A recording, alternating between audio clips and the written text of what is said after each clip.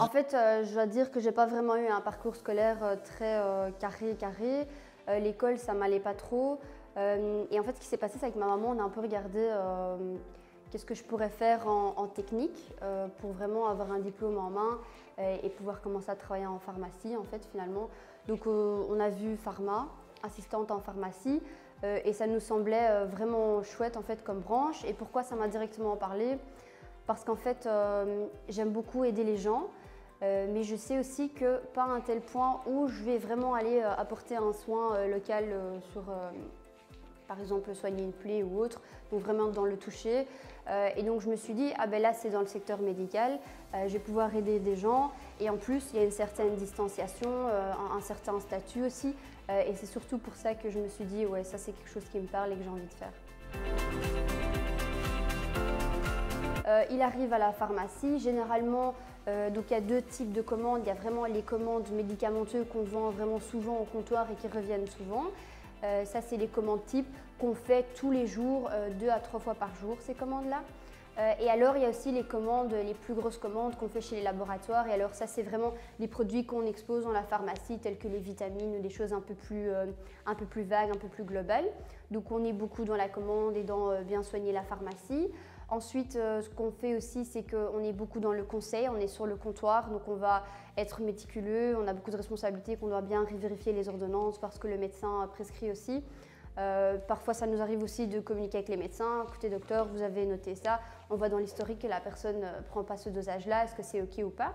Donc du coup, on est beaucoup au téléphone avec les médecins aussi, mais surtout, on répond aussi beaucoup au téléphone parce qu'il y a beaucoup de clients qui vont nous appeler, nous dire « Oh écoutez, je me sens pas bien aujourd'hui » ou « Oh écoutez, je suis venue chercher un médicament à la pharmacie, mais je me sens comme ça ». Donc ça va aussi être beaucoup répondre au téléphone. En fait, faut savoir qu'en tant qu'assistant en pharmacie, on a beaucoup de compétences. Donc on est psychologue, on est conseiller. On n'est pas seulement ça, on est aussi vendeur parce qu'à un moment donné, le pharmacien va dire « Écoute, là, il faut que ce produit sorte parce que j'en ai commandé beaucoup ou parce que voilà, j'ai eu une meilleure ristourne ». Ça ne veut pas dire que le produit n'est pas bon, mais que voilà, juste le pharmacien a une préférence pour ce produit. Donc, on est aussi vendeur. Donc, en fait, tous ces aspects-là, je trouve ça très satisfaisant parce qu'on a aussi un grand contact social avec les gens. Donc, on aide beaucoup globalement aussi. Il faut être bien résistant au stress. Pourquoi? Parce que comme j'ai dit, on est aussi un peu psychologue. En pharmacie, c'est pas juste un contact client normal, c'est un contact client où on va vraiment aller dans le conseil, on va être un peu plus personnel avec les gens. Et alors, parfois, on va avoir des personnes qui sont un peu accros à certains médicaments. On va avoir des personnes très stressées. Parfois, on va avoir des personnes qui sont dépressives.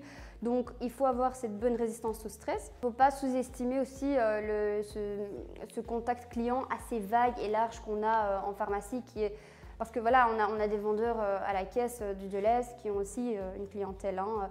Mais chez nous, c'est beaucoup plus personnel, c'est beaucoup plus profond dans le côté social. Donc, il faut être aussi assez préparé pour ça aussi mentalement.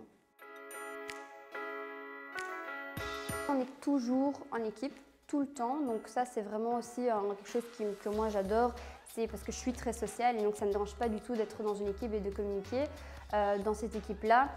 Par exemple, moi je vais être au comptoir et je vais effectuer une vente et je vais faire une commande et cette commande va arriver plus tard. Alors ce sera à mon collègue de récupérer cette commande. Donc il faudra bien que je lui explique, écoute, voilà, dans cette commande il s'est passé ça, ça. Donc tout se passe généralement vraiment en équipe.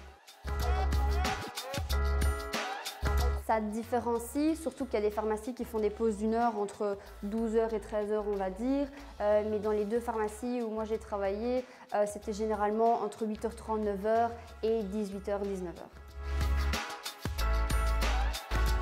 Je serais quelqu'un qui a énormément d'empathie parce qu'il ne faut pas oublier qu'on est juste des vendeurs, on est aussi, comme j'ai dit, un peu plus dans le personnel. Donc il faut avoir énormément d'empathie, il faut savoir prendre ses responsabilités, être méticuleux. Donc vu qu'on va délivrer des ordonnances avec certains dosages, il faut bien les vérifier. Donc il faut être un peu perfectionniste.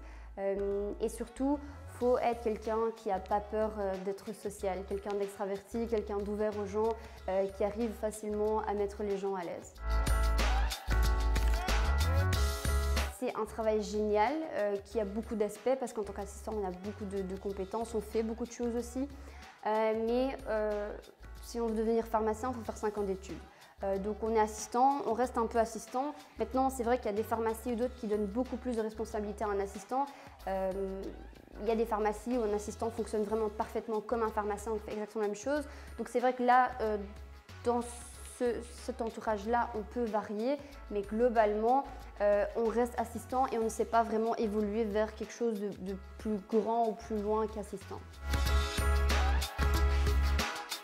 En fait, c'était une madame, elle s'appelait Madame Merali. Et en fait, elle venait toutes les semaines pour chercher des médicaments pour sa maman qui était malade. Et c'était vraiment quelqu'un de génial. Et toutes les semaines qu'elle venait, elle ramenait un petit chocolat ou un petit bonbon pour quelqu'un parce qu'elle était vraiment super reconnaissante du travail qu'on faisait en pharmacie. Et je pense que c'est une chouette anecdote pour montrer que vraiment en pharmacie, on crée vraiment des chouettes liens avec les gens et on n'est pas juste derrière un comptoir, on crée vraiment des liens et on est vraiment là pour aider les gens.